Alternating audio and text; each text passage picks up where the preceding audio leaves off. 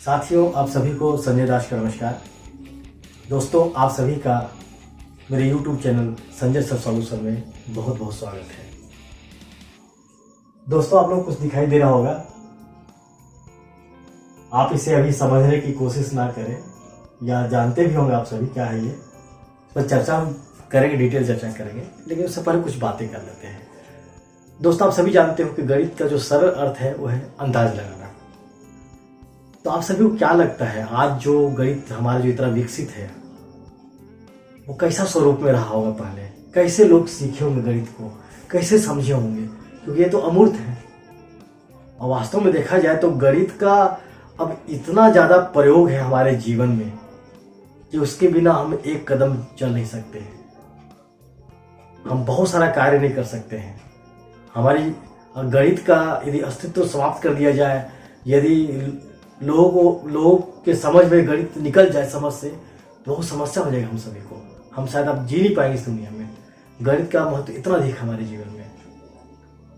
तो क्या लगता है कि आपको लगता हो कि जब गणित का भी इतना महत्व है कि गणित अभी हम कम जानेंगे तो जी नहीं पाएंगे, तो जब हम पुराने समय में 4-5 हजार साल पहले, 20-30 हजार साल पहले जब गणित हम उतने अच्छे से नहीं जानते थे, तब भी तो जीते थे। तब गणित के बिना हमारा कैसे काम चलता था? तो आइए थोड़ा सा चर्चा करते इस पर कि क्या उस समय हम गणित जानते थे, और क्या गणित सिर्फ हम लोग ही जानते हैं, केवल मनुष्य ही जानता है, कि मनुष्य के अलावा और कोई भी गणित जानता है? ये सोचेंगे आज हम लोग। तो दोस्तों, थोड़ा विचार करें कि क्या सिर्फ हम ही गणित, या अभी सरल शब्दों में गिनती केवल हम ही जानते हैं और इस पृथ्वी का कोई भी जीव गिनती जानता है या नहीं जानता है? कभी यदि आपने विचार किया हो तो सोचेंगे थोड़ा। मैं तो अपने बातों को रखना चाहता हूं। हमें लगता है कि हम हमारे पूर्वजों के द्वारा, हमारे माता पिता द्वारा, हमारे गुरुजी के द्वारा, हमारे शिक्षकों के द्वारा हम जब स्कूल जाते हैं तब हम गणित सीखते हैं। तो हम गणित जानते हैं, बाकी कोई दूसरा कोई गणित नहीं जानता है। तो मैं बताना चाहूंगा ऐसी बात नहीं है। हमें गणित सिखाया गया है, हमें गणित बताया जाता है लिपि के माध्यम से, वर्णांक के माध्यम से, इसे स्वरबद्ध किया गया है। हम जो गणित जानते हैं, मनुष्य, हमारा दिमाग भगवान ने थोड़ा एडवांस बनाया है, हम लोगों ने गणित को लिपिबद्ध कर लिया है और स्वरबद्ध कर लिया है। इसलिए आने वाली पीढ़ी को हम इस लिपि की सहायता से, भाषा के माध्यम से समझा पाते हैं। आप सभी जानते हैं कि भाषा और गणित एक दूसरे के पूरक है। तो गणित तो अमूर्त है, उसे समझाना हो तो हमें भाषा का प्रयोग करना ही पड़ेगा, क्योंकि जब तक हम बोल के नहीं समझाएंगे कैसे समझेगा? और अमूर्त को मूर्त रूप में लाते हैं तो और अच्छे समझ में आता है। इसलिए बहुत आवश्यक है कि गणित के साथ भाषा जरूर हो। तो दोस्तों, आप ये देखेंगे कि हमारे अलावा क्या जानवर भी गणित जानते हैं, गिनती जानते हैं? तो पहले बार आपके मन में ये विचार आया कि नहीं, जानवर कहाँ से जानेंगे गिनती? वो कैसे जानेंगे? हम तो 1, 2, 3, 4 कहना जानते हैं, हम तो किसी जानवर का तो गिनती कहते हुए नहीं सुने हैं। हमारे मन में ये आता है कि जो गिनती बोलना जानता है वो गणित जानता है या गिनती जानता है। ऐसी बात नहीं है। पहले हम लोगों ने गिनती को समझा, फिर उसे बोलना सीखा, अब बोलना सीखा, फिर हम लोगों ने उसे लिपिबद्ध किया। अब पूरी दुनिया को कहा, हमारे समाज को कहा, इसे 1 कहेंगे, इसे 2 कहेंगे, इसे 3 कहेंगे। हम लोगों ने समझाया और विस्तृत चर्चा हुआ इस पर। तो देखा जाए कि इसे 1 कहेंगे, इसे 2 कहेंगे, इसे 3 कहेंगे, अंग्रेज लोग इसे 1 कहेंगे, 2 कहेंगे, 3 कहेंगे। ये नाम क्यों पड़ा, इस पर बहुत विस्तृत चर्चा नहीं किया जा सकता है। गणित कब से प्रयोग हो रहा है ये भी कह पाना बहुत मुश्किल है कि मनुष्य ने सबसे पहले गिनती या गणित कब से सीखा, नामकरण कैसे हुआ, 1 नाम ही क्यों पड़ा, 2 नाम ही क्यों पड़ा, 1, 2, 3 क्यों बोले हम, इस पे कभी चर्चा करेंगे। और वास्तव में देखा जाए तो इसका शायद हमें समाधान नहीं मिल पाएगा कि क्यों नाम पड़ा, बहुत खोज करना पड़ेगा उसके लिए हमें। तो क्या मेरा विषय ये था, क्या जानवर गणित जानते हैं, जानवर गिनती जानते हैं? गणित से अर्थ आप गिनती से लगाया बस। क्या जानवर गणना करना जानते हैं, जानवर काउंट करना जानते हैं? तो हमें क्या लगता है कि नहीं, जानवर नहीं जानते हैं। आइए कुछ उदाहरण लेते हैं। आप ये समझिए कि एक गाय के 2 बच्चे हैं, एक बकरी के 4 बच्चे हैं मान लीजिए, एक मुर्गी के 10 चूजे हैं, एक बत्तख, एक चिड़िया के 4-5 चूजे हैं, तो आप सोच के बताइए कि यदि एक गाय के 2 बच्चे हैं, गाय साथ घूम रहे हैं, एक बच्चा गुम हो गया, तो गाय को पता चलेगा कि नहीं चलेगा कि हमारा एक बच्चा गुम हो गया। गाय एक बोलना नहीं जानती है, लेकिन उसे समझ है कि हमारा एक जो बच्चा था वो मेरे साथ अभी नहीं है। क्या वो दोनों बच्चे गुम हो जाए तो गाय को समझ में आएगा कि नहीं आएगा कि हमारे इतने बच्चे। देखिए, गणित की समझ जानवरों के लिए अलग है, वो अलग तरीके से गणित को समझते वही है, 2 का मतलब वही समझते जैसे हम समझते हैं, लेकिन हम लोगों ने 2 को लिपिबद्ध और स्वरबद्ध किया हुआ है समझने के लिए, अगली पीढ़ी को बताने के लिए। लेकिन जानवरों पास इतना दिमाग नहीं है कि वो लिपिबद्ध कर सके, स्वरबद्ध कर सके और अपनी अगली पीढ़ी को बता सके। उसी प्रकार से और भी समझिए, एक बकरी के 4 बच्चे हैं, क्या 2 बच्चे गुम हो जाए तो बकरी को पता चलेगा नहीं चलेगा। अब ये गाय और बकरी के बच्चे जो गुम हो गए हैं खोजने जाएंगे तो गाय कितना बच्चा खोज कर लाएगा? क्या एक की जगह 2 खोज कर लाएगा? बकरी के 2 बच्चे गुम हो गए हैं, क्या वो 2 की जगह 4 खोज कर लाएगा? सोचिए आप। चूजे 10 चूजे हैं एक मुर्गी के, तो 5 चूजे गुम हो गए तो कितने खोज कर लाएगा? वो 4 खोज के भी लाता है तो ही पता होगा कि एक चूजा हमारा अभी तक नहीं मिला है।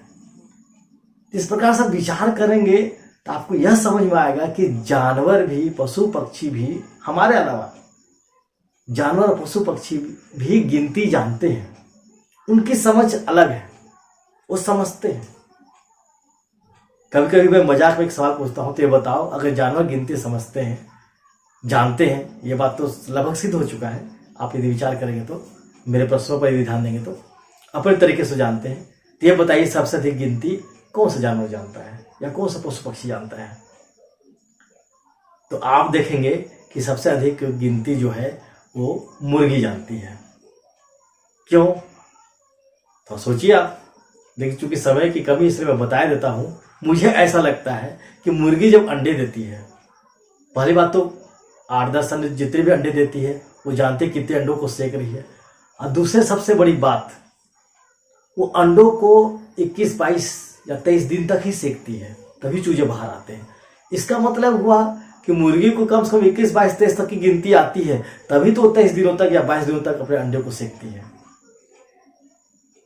तो हो सकता है मेरी बातों को आपको सुनकर लगा तो बायोलॉजिकल रीजन भी हो सकता है कि मुर्गी जब अंडे सेकती होगी तो उसे अंदर पता चलता होगा कि चूजा बड़ा हो रहा है, अनुभव करती होगी क्योंकि टच में उसके रहती है। हो सकता है, भी बात हो सकता है, लेकिन मुझे लगता है कहीं कि उसको 22 तक गिनती भी आती है, समझ है, गिनती की समझ है उसको। इस प्रकार से आप देखेंगे, यदि विचार करेंगे, मंथन करेंगे, तो आपको ये लगेगा कि गिनती सिर्फ हम मनुष्य ही नहीं बल्कि दुनिया के लगभग सारे पशु पक्षी भी जानते हैं अपने तरीके से। मतलब गणित का प्रयोग हमारे जीवन में इतना है कि हम ही नहीं, पशु पक्षी भी प्रयोग कर रहे हैं।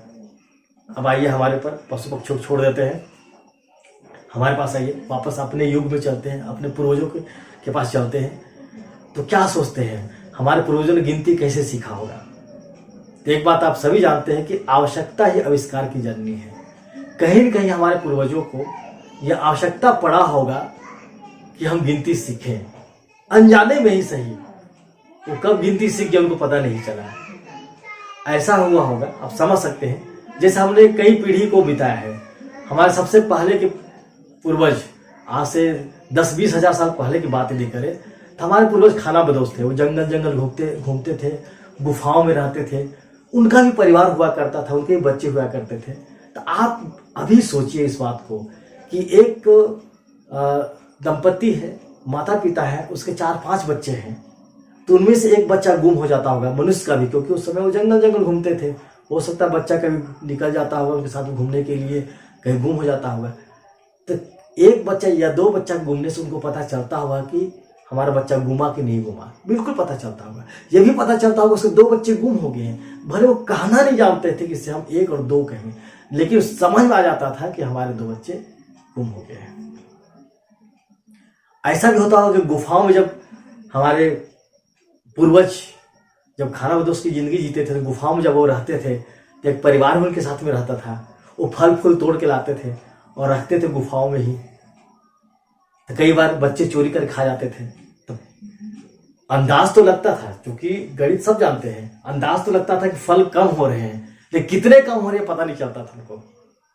हमारे पूर्वजों ने एक तरीका अपनाया कि हर फल के ऊपर, जैसे मान लिया उन्होंने 2 आम रखे हैं या 3 आम रखे हैं, तो उसके ऊपर 3 ऐसे इसके संगत में 3 लकीरें लाइन खींच दिया करते थे।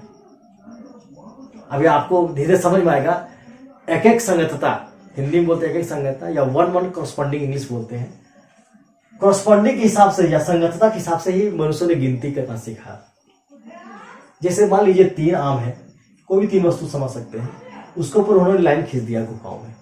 अब कोई बच्चा चोरी से इसे खा लेता है इस आम को, ठीक है, तो आप देखेंगे जब भी उनके माता पिता आएंगे और देखेंगे कि हमारे जितने आम हम लोगों ने रखा था वो है कि नहीं है, तो एक एक संगतता के हिसाब से इस आम के संगत में 1 लाइन, इस आम के संगत में 1 लाइन और इस आम के संगत में 1 लाइन था। आम चुरा लिया गया है या खा लिया गया है, तो उसे समझ में आ रहा है कि इस लाइन के संगत में, इस पंक्ति के संगत में यह आम नहीं है, तो संगत के हिसाब समझता था कि हमारे 1 आम नहीं है। अभी मैं 1 कह रहा हूं आपके समझने के लिए, उनको 1-2 समझ में नहीं आता था, उन्होंने भाषा के रूप में उसे लाया नहीं था कि सब 1 कहेंगे 2 कहेंगे, लेकिन इसके हिसाब से वो समझ जाते थे कि इसके संगत में, इस लाइन के संगत में आम गायब हो चुका है। मान लीजिए 2 आम बच्चों ने खा लिया, तो समझ जाते थे कि इस लाइन के संगत में, इस लाइन के संगत में आम यहां पर नहीं है, मतलब हमारे 2 आम गायब है।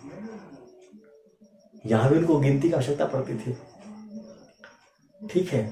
और आगे बढ़े, पशुपालन करने लगे उन्होंने। बहुत सारे पशु पालते थे और शायद उसे बांध के नहीं रखते थे, या रखते भी होंगे।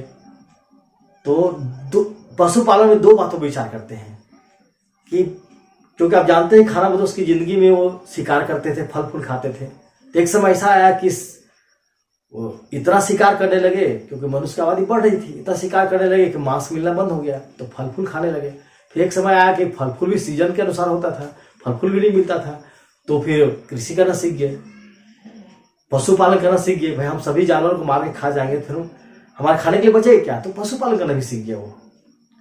तो पशुओं को चराना जरूर, पशुपालन मतलब जो ऐसे पशु जो ज्यादातर शाकाहारी थे उनको उन्होंने पालना सीखा। जैसे मान लीजिए बकरी हुआ, और कुछ ऐसे पशु जैसे मुर्गी हुआ, गाय बैल हुआ, ये सब पालते थे और उसका प्रयोग करते थे, खाने में प्रयोग करते थे।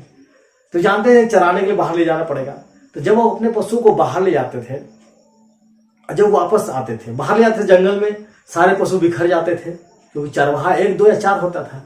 हर एक पशु के पीछे चरवाहा तो घूम नहीं सकता है, तो 2-4 लोग चराने जाते थे।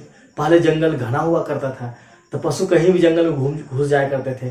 पहले शेर भालू भी बहुत ज्यादा हुआ करते थे, तेंदुआ ज्यादा हुआ करता था।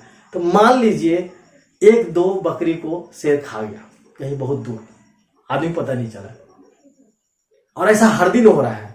तो देखिए गणित की समझ हमारे अंदर बहुत पहले से है, तो मनुष्यों को अंदाज हो जाता था कि हमारे बकरियां कम हो रही है। अब कितनी कम हो रही है उनको पता नहीं चलता था,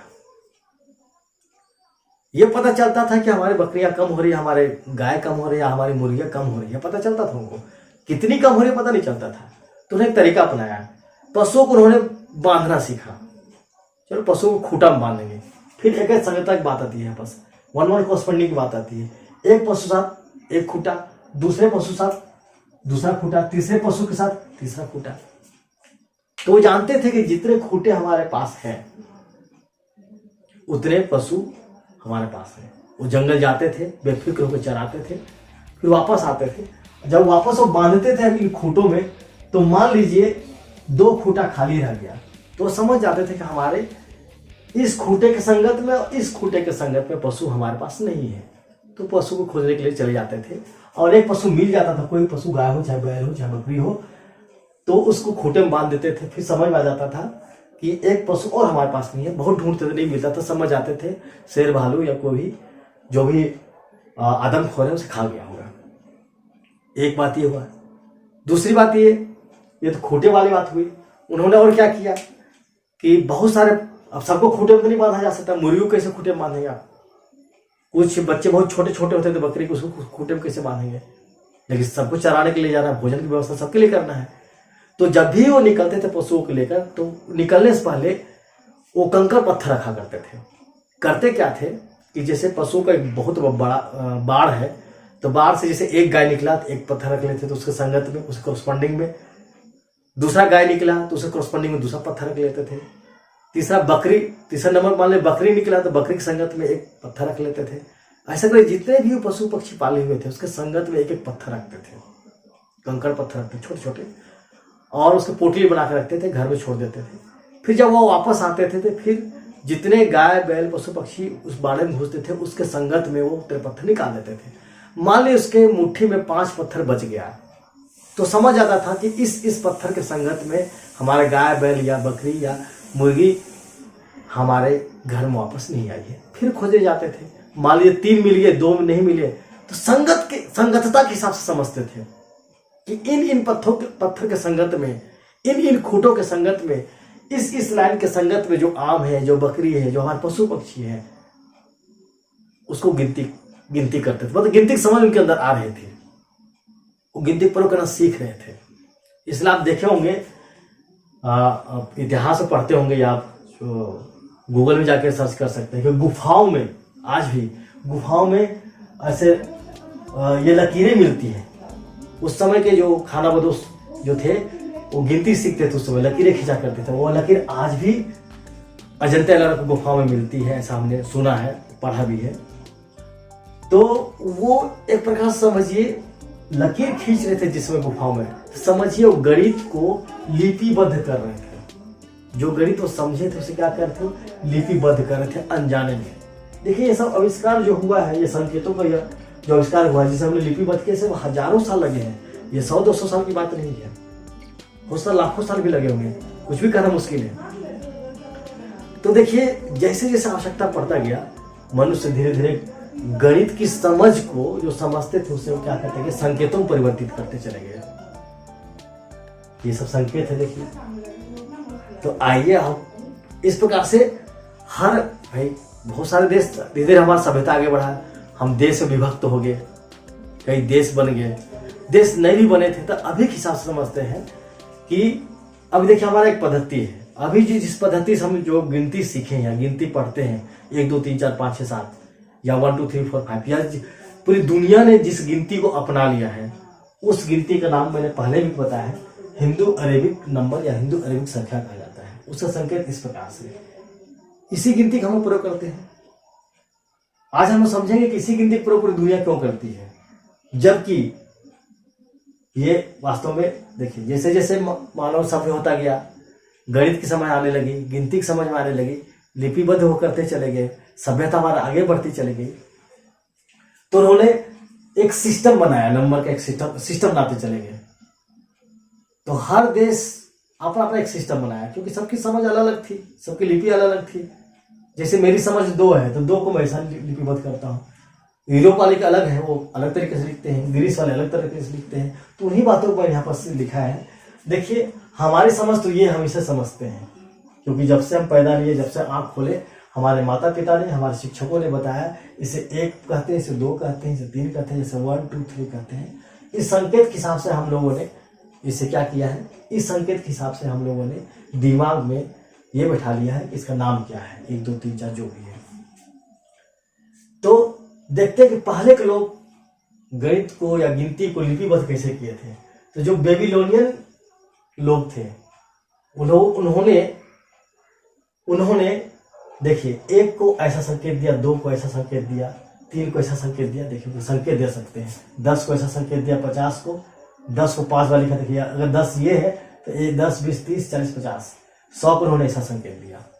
अपना गिनने का तरीका था, ठीक है।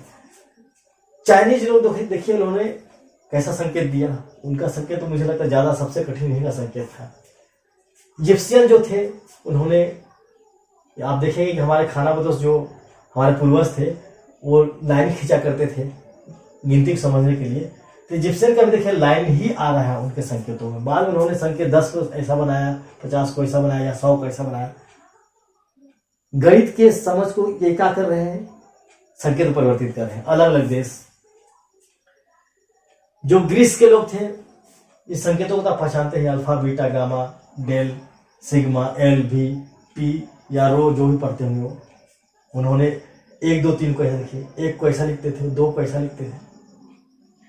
मयार के लोग देखिए बिंदु के हिसाब से, लाइन के हिसाब से गिनती को समझते थे। रोम के लोग ऐसा, ये तो इसका प्रयोग आज भी हम लोग कर रहे हैं। बाद में समझेंगे कि भाई ये सब का प्रयोग जब इतने सारे देश, ये तो मैंने कुछ विशेष देशों के मैंने वो लिखा है, संकेत लिखा है, लेकिन लगभग समझिए जितने देश थे सब अपना अपना एक संकेत विकसित कर लिए थे गणित के। आज हम समझेंगे कि हमारा ही क्यों ये संकेत ज्यादा विकसित हुआ, चर्चा करेंगे उस पर। तो देखिए गणित का जो विकास हुआ, गिनती का विकास हुआ, वो इस प्रकार से हुआ था, लिपिक रूप में। ठीक है, बेबीलोनियन लोग देखते थे कि ऐसा लिखा हुआ है, मतलब 10 वस्तु उसके पास है, या रुपए मुद्रा के रूप में देखेंगे, किसी ने ऐसा संकेत बना दिया, मतलब 10 रुपए हो गया। चाइनीज लोग को देखिए, सबसे टफ है, 50 को कैसे लिखते थे वो, 100 को कैसे लिखते थे, फिर चाइनीज का लिपि है। आज भी ये सब लिपि कहीं कहीं पर करते हो, ऐसा बात नहीं है। तो इस प्रकार से आप देख सकते हैं कि उनके प्राचीन काल में जो संख्या पद्धति था, अलग अलग देशों का इस प्रकार से था। तो क्या होता होगा, लोगों को दिक्कत तो जरूर होता होगा कि भाई सब देशों के बीच में व्यापार भी होता था, एक दूसरे जगह जाते थे, तो सबसे ज्यादा समस्या यही पास होता था कि कैसे व्यापार करें। इनके गिनती का संकेत अलग है, इनके गिनती का संकेत अलग है, अरब की गिनती का संकेत अलग था, हमारे भारतीय गिनती का संकेत अलग था। अब जानते हैं कि ऐसा कहा जाता है कि ग्रीक के जो लोग थे वो सबसे पहले गणित को लिपिबद्ध करना सीखे थे, गिनती को लिपिबद्ध करना सीखे थे ग्रीक के लोग। और हमारे भारत में आर्यभट्ट जो गणितज्ञ है, उन्होंने गिनती को लिपिबद्ध किया था। ये पहले मैं बता चुका हूं, ये आज का गिनती का जो है संकेत है। पहले जो हमारे आर्यभट्ट ने जो किया था, 1 को उन्होंने ऐसा लिखा था, 2 को ऐसा लिखा था, 3 को ऐसा, 4 5, ये 10 है तो 6 7 आप जानते हो कैसे लिखा जाता है। ये 10 हो गया, और ये 50 हो गया, और ये क्या हो गया 100। तो हमारे यहाँ जो गिनती को लिपिबद्ध किया गया वो आर्यभट्ट के द्वारा किया गया। यदि हम कहेंगे कि भारत में गणित के जनक कौन है, तो भारत में गणित के जनक आर्यभट्ट है। यदि बोला जाए कि विश्व में गणित के जनक कौन है, तो विश्व में गणित के जनक हमारे आर्किमिडीज है। आर्किमिडीज को गणित का जनक कहा जाता है वर्ल्ड लेवल पर, लेकिन बिल्कुल सत्य ऐसा नहीं कह सकते। ऐसा आप गूगल में कभी खोजें तो मिलेगा आपको, लेकिन एक्चुअल में सब्जेक्ट के रूप में जो गणित को पढ़ा गया वो ग्रीक के द्वारा पढ़ा गया था, सब्जेक्ट के रूप में 600 BC में। तो और भी आप बहुत ज्यादा जानकारी इसमें प्राप्त कर सकते हैं, गूगल पे जाए तो बहुत सारी जानकारी मिल जाएगा। मेरा यहाँ पास उद्देश्य ये बताना है कि देखिए हम जो संख्या पद्धति आज प्रयोग कर रहे हैं, ये संख्या पद्धति हिंदू अरेबिक नंबर जो आज हम प्रयोग कर रहे हैं, ये शुरू से नहीं रहा है। अपने अपने देश के संकेत अलग अलग थे, सबके संकेत देख सकते हैं। मैं आपको बस ये बताना चाहता हूं कि देखिए प्राचीन समय में हमारी संख्या पद्धति इस प्रकार से थी, अलग अलग देशों की संख्या पद्धति इस प्रकार से ऐसा लिखा करते थे। गिनती जानना जरूरी, हम जाने कि हमारे पूर्वज लोग गणित को कैसे प्रयोग करते थे, उनका संकेत कैसा था। तो देखिए उनका संकेत कैसा था। ये तो मैंने गिने चुने देशों में लिखा है, कई देशों में लिखा जा सकता है, 150 जितने भी देश हैं सबका अपना अपना एक संकेत था। अब सवाल ये उठता है कि सब देशों के पास या अधिकतर देशों के पास जब गणितीय संकेत थे, जब गिनती के संकेत थे, तो अभी पूरे विश्व स्तर पर, वर्ल्ड लेवल पर हिंदू अरेबिक नंबर का प्रयोग क्यों किया जाता है, या इस दूसरे शब्दों में कहें कि भारतीय गणित का या भारतीय गिनती का प्रयोग क्यों किया जाता है। क्योंकि इसे 10वीं प्रणाली बोलते हैं। वास्तव में देखा जाए तो हमारा संख्या लिखने का आधार 10 है। हम जो संख्या लिखते हैं उसमें 10 अंक होते हैं, 0 से लेकर 9 तक 10 अंक होते हैं। इसके आधार पर ही हम संख्या बनाते हैं, इसलिए 10वीं प्रणाली कहा जाता है। हमारा लिखने प्रणाली क्या था, भारत में 10वीं प्रणाली था, जिसे पूरे विश्व स्तर के लोगों ने अपना लिया। लेकिन अब सवाल ये उठता है कि 10वीं प्रणाली को ही लोगों ने क्या अपनाया, पूरे विश्व के लोगों ने क्यों अपनाया, ऐसा क्या इसमें खासियत था पूरे विश्व के लोगों ने दासू प्रणाली को अपनाया। तो आइए थोड़ा चर्चा करते हैं इस पर। हम उस संकेतों को मैं मिटाऊंगा, आप चलिए इसमें सोचते हैं हम लोग। आप देखिएगा ये जितने भी बेबीलोनियन हुआ, चाहे चाइनीज हुआ, इजिप्शियन हुआ, ग्रीस का हुआ, मयान का हुआ, या रोम का जो लिपि था गणित का, गिनती का जो लिपि उन्होंने बनाया, देखिए सीमित थे। 100, 200, 1000, 2000, 5000, इससे ज्यादा 10,000, इससे ज्यादा वो लिख नहीं पाते थे।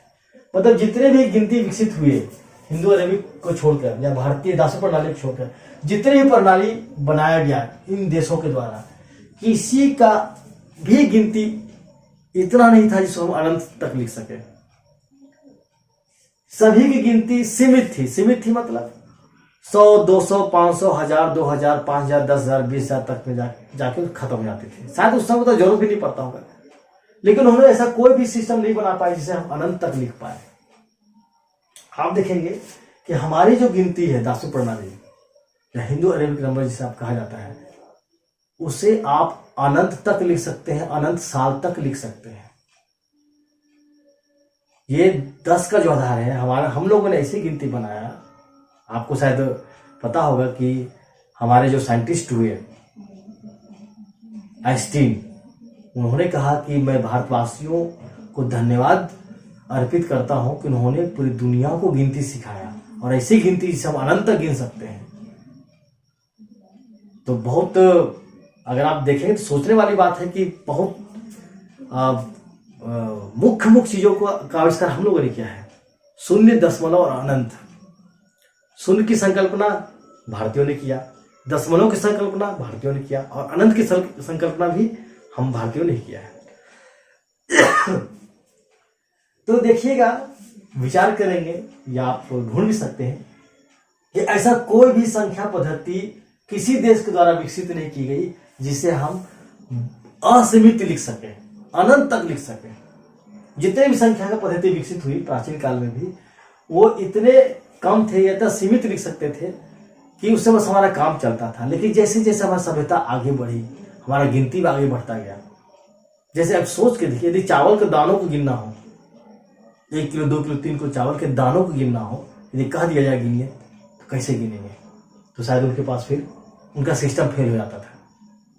लेकिन हमारा सिस्टम ऐसा था दासू प्रणाली, जिससे आप चावल के दानों को, तारों को लिख सकते हैं। यदि तारों को गिनना हो तो इस पद्धति से आप सभी तारों को नहीं गिन पाएंगे, लेकिन इस पद्धति से आप तारों को गिन सकते हैं, चाहे तारे अनंत ही क्यों ना हो।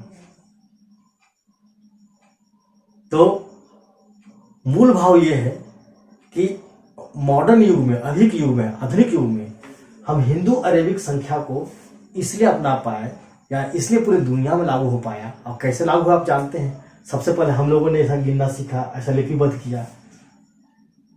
ये 400 ईस्वी सन में, चाहे 4वीं शताब्दी में कह सकते हैं, आज से 1600 साल पहले आर्किमिडीज ने लिपिबद्ध किया था। माफी चाहूंगा, आर्यभट्ट ने लिपिबद्ध किया था इसे।